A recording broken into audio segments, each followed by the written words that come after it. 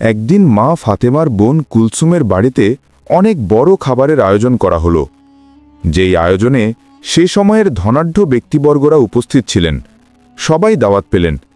সবাই আস্তে আস্তে খাবারের জন্য সেই মেজবানি উপস্থিত হতে লাগলেন। নবী করিম সাল্লাল্লাহু আলাইহি ওয়াসাল্লামও সেখানে গেলেন। সেখানে সবাইকে তিনি দেখতে পেলেন। কুলসুম নবীজিকে সালাম দিয়ে, হে আল্লাহর প্রেরিত রাসূল, হে আমার পিতা, আপনি এসেছেন, আমি অনেক খুশি হয়েছি, আপনি এখানে বসুন। আমরা অনেকেই জানি, আবার অনেকেই জানি না, কুলসুম ছিলেন ধন সম্পদের দিক থেকে অনেকটাই স্বাবলম্বী। পক্ষান্তরে মা ফাতেমা ছিলেন অত্যন্ত গরিব। কিন্তু অত্যন্ত গরিব হলেও তিনি দিন প্রচার এবং ঈমান আমলের দিক থেকে ছিলেন অটল। কেনই বা থাকবেন না? মা ফাতেমা হলেন জান্নাতের সর্দারিনী। তিনি জান্নাতুল ফেরদৌসের সকল জান্নাতি নারীদের প্রতিনিধিত্ব করবেন। কুলসুমের বাড়িতে বিভিন্ন রকমের খাবারের আয়োজন হতে লাগল। মহানবী সাল্লাল্লাহু আলাইহি ওয়াসাল্লাম বললেন, মা কুলসুম, তুমি তো সবাইকে এখানে আমন্ত্রণ জানিয়েছ, সবাইকেই আমি দেখতে পাচ্ছি। শহরের বিভিন্ন লোক এখানে এসেছে তোমার মেজবানে অংশগ্রহণ করার জন্য। সবাই নিশ্চয়ই ভালো মন্দ খাবার খেয়ে এখান থেকে যাবে। নিঃসন্দেহে অনেক সুন্দর এবং ভালো একটি আয়োজন করেছ তুমি। মা কুলসুম, তুমি কাকে কাকে এখানে আমন্ত্রণ জানিয়েছ? হে আমার পিতা, হে আল্লাহর রাসূল, আমি আমার মেজবানে এই শহরের ধনাঢ্য সবাইকে আমন্ত্রণ জানিয়েছি। আব্বাজান, শহরের সকল পণ্ডিত ও জ্ঞানীদের এখানে আমন্ত্রণ জানিয়েছি। মহানবী সাল্লাল্লাহু আলাইহি ওয়াসাল্লাম বললেন, তুমি সবাইকে এখানে আমন্ত্রণ করেছ, কিন্তু একজনকে তুমি আমন্ত্রণ করনি। কুলসুম, কে বাবা, কাকে আমি আমন্ত্রণ করিনি? মহানবী সাল্লাল্লাহু আলাইহি ওয়াসাল্লাম বললেন, সেটা তো তোমার অজানা হবার কথা নয়, সে তো তোমার রক্তের সম্পর্ক, তোমার আপন বোন ফাতেমা। কুলসুমের নীরবতা ও ফাতেমার পরিস্থিতি। কুলসুম একটু চুপ হয়ে রইলেন। ফাতেমাকে সে ইচ্ছা করেই আমন্ত্রণ করেনি, কারণ ফাতেমা ছিল অনেকটাই গরিব, তার পোশাক আশাক ভালো ছিল না। কুলসুম ভেবেছিল ফাতেমা যদি এই অনুষ্ঠানে আসে তাহলে তার মান সম্মানে হানি ঘটবে, তাই তিনি তাকে আমন্ত্রণ করেননি। এদিকে কুলসুম যখন অনেক বড় মেজবানের আয়োজন করল, ভালো ভালো কোরমা পোলাওয়ের আয়োজন করল, শহরের সবাইকে আমন্ত্রণ করে খাওয়াচ্ছেন, তখন পক্ষান্তরে একবেলা খেতেও পারছিল না মা ফাতেমা এবং তার ঐশ্বর্যের দুজন সন্তান হাসান এবং হোসেন ক্ষুধার জ্বালায় কাতরাচ্ছিল। হাসান এবং হোসেন, মা, আমাদের খুবই ক্ষুধা লেগেছে, আমরা আর ক্ষুধার জ্বালা সহ্য করতে পারছি না, তুমি আমাদেরকে কিছু খাবার দাও। মা ফাতেমার চোখ থেকে অঝোর ধারায় পানি ঝরছিল। তিনি আল্লাহর কাছে বলছিলেন, মা ফাতেমা, হে আল্লাহ, আমার ঘরে তো কোনো খাবার নেই, কোনো দিনহামও নেই, এই মাসুম বাচ্চার মুখে আমি কি তুলে দিব? এখন আমি না হয় ক্ষুধার জ্বালা সহ্য করতে পারছি, কিন্তু এই মাসুম বাচ্চা দুটো ক্ষুধার জ্বালা সহ্য করতে পারছে না।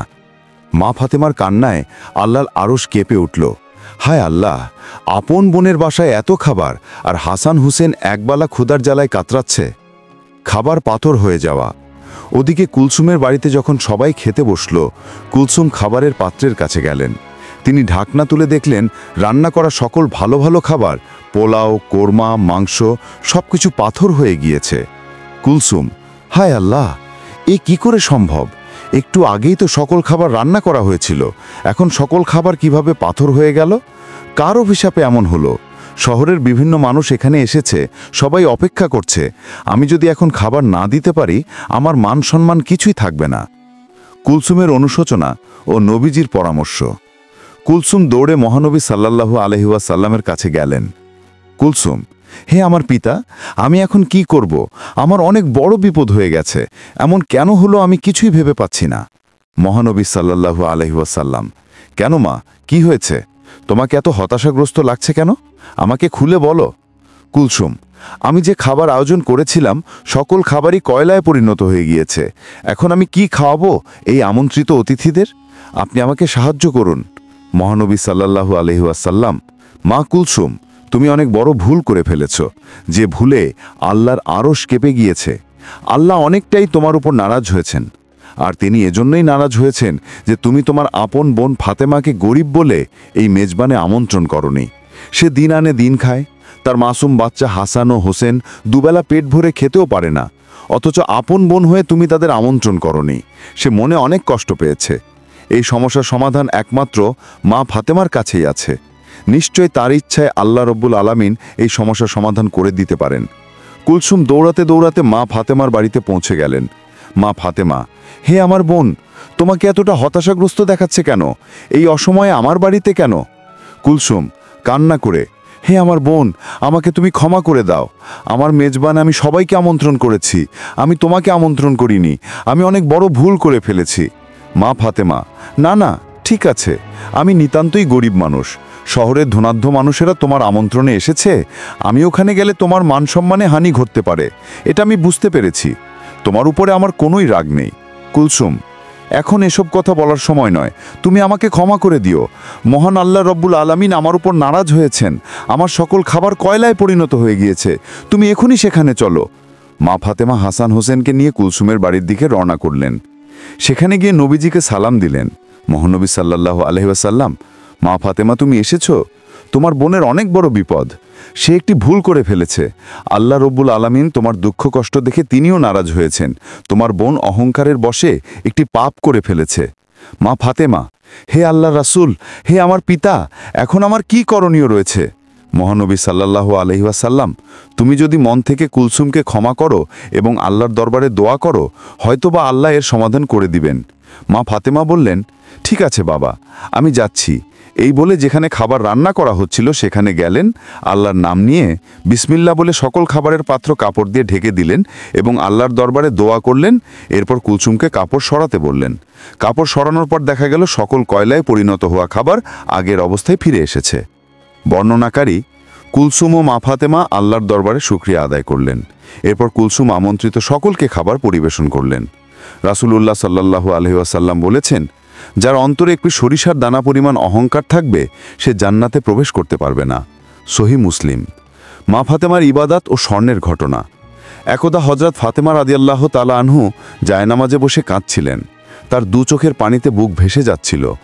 এমন সময় হযরত মুহাম্মদ সাল্লাল্লাহু আলাইহি ওয়াসাল্লাম ফাতেমার বাড়িতে আগমন করলেন। তিনি দেখলেন ফাতেমা অঝোর ধারায় কান্না করছেন। মহানবী সাল্লাল্লাহু আলাইহি ওয়াসাল্লাম, হে আমার কলিজার টুকরা মেয়ে ফাতেমা, তুমি তোমার জায়নামাজের কোণা উল্টিয়ে দেখো। তখন ফাতেমা রাদিয়াল্লাহু তাআলা আনহু তার জায়নামাজের কোণা উল্টিয়ে চমকে উঠলেন। মা ফাতেমা, এ কি আব্বাজান? এদিকে গলিত স্বর্ণ শততরতর গতিতে বয়ে যাচ্ছে।